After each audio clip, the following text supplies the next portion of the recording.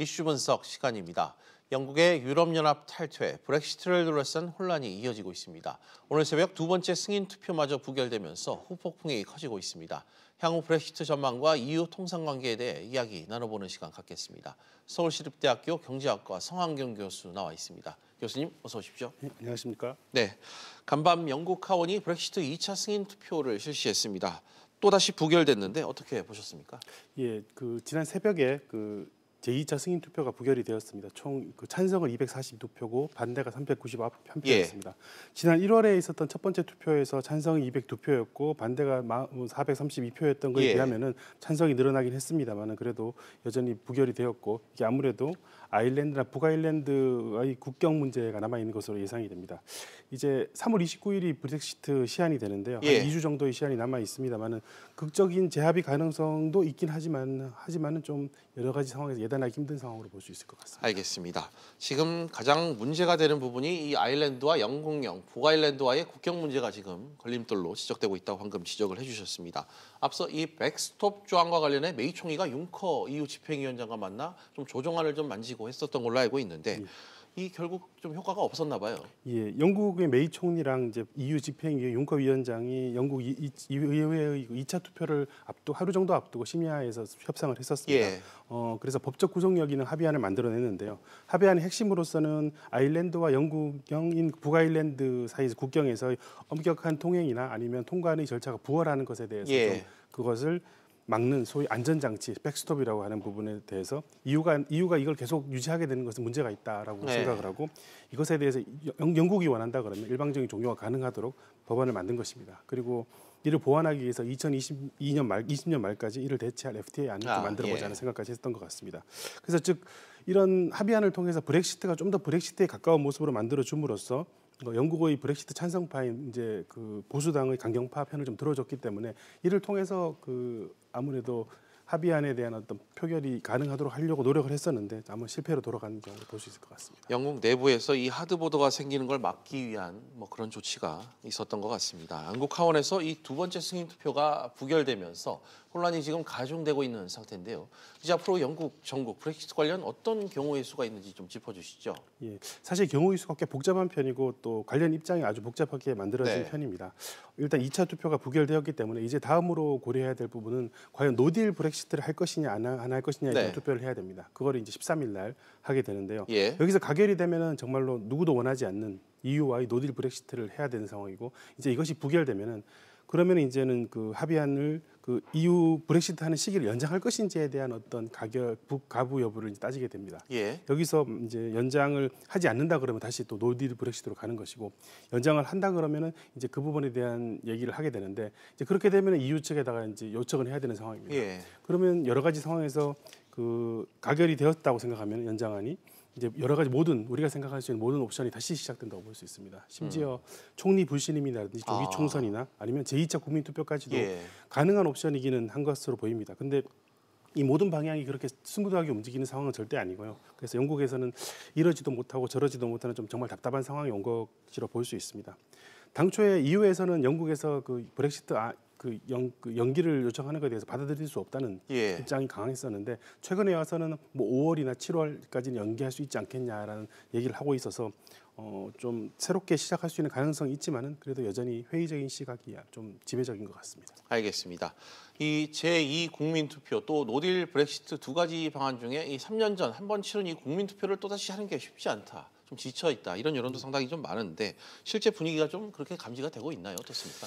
아마 지금 영국 국민들 입장에서는 다시 국민 투표를 하자는 의견이 우세할 수도 있을 것 같습니다. 왜냐하면 찬성했던 많은 국민들이 이 부작용이 정말 일부라도 전혀 상상하지 못했던 것 같습니다. 그래서 당시에는 외국인 노동자에 대한 문제도 많이 있었고 또 이민 문제도 많이 있었기 때문에 그런 부분만 고민했었는데 EU에서 빠져나옴으로써 이제 EU에 대한 경제적 접근성을 잃어버린다는 측면에 대한 우려를 그런 불이익을 별로 이제 점점 체감하고 있는 것 같다고 볼 수 있습니다. 그래서 EU 기업들이 영국에 대한 투자를 브렉시트 표결 이후로 약 11% 정도 줄였고요.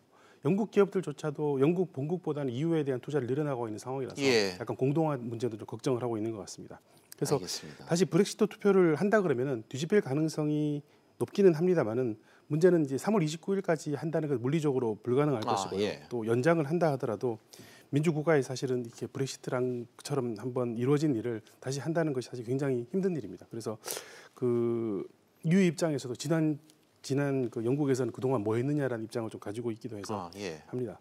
제 개인적 생각에는 이 브렉시트라는 게 워낙 잘못된 결정이기 때문에 다시 하는 방법만 있다 그럼 다시 하고 제발 그거를 좀 뒤엎었으면 좋겠다는 생각을 가지고 있는데 메이 총리 입장에서는 브렉시트로 가겠다는 입장만은 확고한 것으로 알려져 있습니다. 알겠습니다. 무엇보다 영국 내부에 지금 혼란이 클 것 같습니다. 이 브렉시트 국민투표를 치른 지 지금 3년이 지나도록 아무런 결과, 진전이 없기 때문인데 갑론을박만 계속되는 이런 상황에 환멸감을 느끼는 목소리가 좀 적지 않을 것 같은데 이 부분은 좀 어떻습니까? 예, 아무래도 브렉시트를 강하게 주장했던 측이나 아니면 반대했던 측이나 지금처럼 이렇게 시한에 쫓겨가지고 싸움을 하게 되는 상황까지는 전혀 원하지 않았을 것으로 생각하고 있습니다. 그리고 이게 그냥 그 정도가 아니고 그런 복잡한 셈법이나 정치적인 이해가 충돌하게 되면서 피로감도 생겼고 그리고 가장 무엇보다도 불확실성이 해소되고 있지 않다는 측면이 영국 입장에서 굉장히 답답하게 생각할 부분으로 생각할 것 같습니다.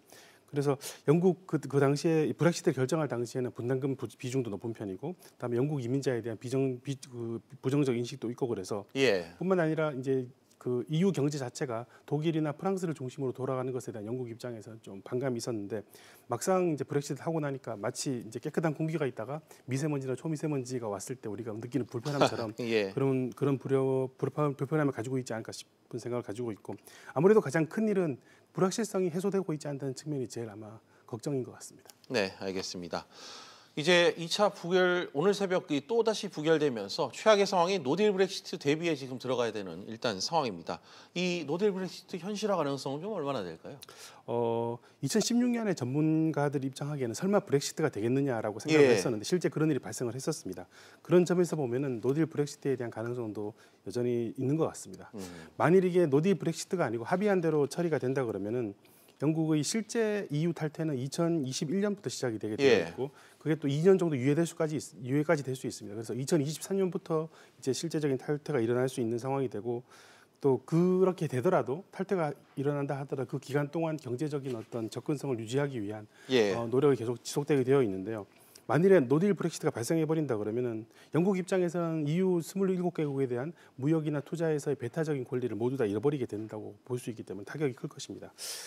최근에 여러 가지 보고서들이 있는데 대외경제정책연구원의 그 오늘의 세계경제라는 보고서에 따르면은 이렇게 되는 경우에 있어서 공동농업정책이라든지 아니면은 여러 가지 그 금융 서비스나 M&A 인증 같은 부분에서도 영국이 많은 피해를 볼 것이라고 보고 있고 영국 중앙은행이나 재무부에서 분석하기로는 최대 7.75% 정도까지의 GDP 하락이 예상되고 한국의 무역협회에서 분석하기에도 유럽, 영국의 GDP가 6% 정도까지 하락할 수 있다고 보는 것 같습니다.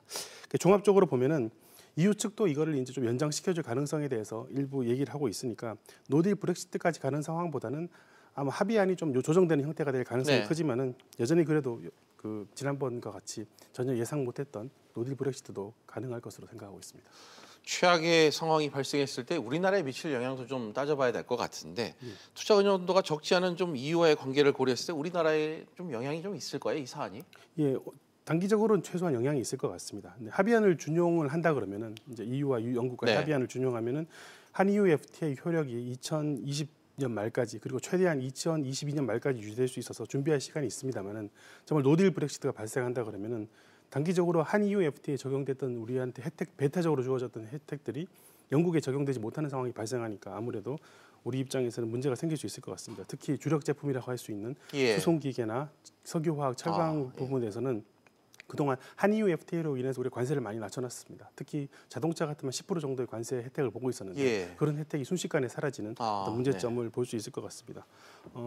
물론 일부에서 생각하기로는 노딜 브렉시트를 통해서 영국이 이제 영국과 EU 간의 무역 장벽이 높아지면은 그 틈에서 우리나라가 좀 끼어드는 일종의 무역 전환 효과를 통해서 한국의 GDP가 늘어날 수도 있다는 분석이 존재하긴 합니다만은 그래도 부정적인 영향이 더 크지 않을까라는 우려가 많이 있다고 볼 수 있습니다. 알겠습니다.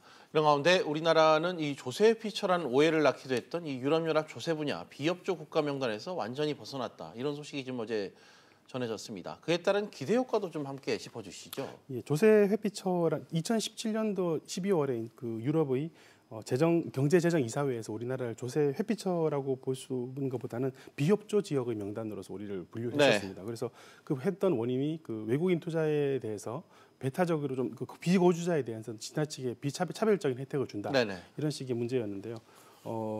그래서 우리나라가 이런 제도를 좀 수정을 하기로 해서 1월 달에는 그레이 리스트에 들어갔다가 이제 빠져나오는 것으로 결정이 된 것 같습니다.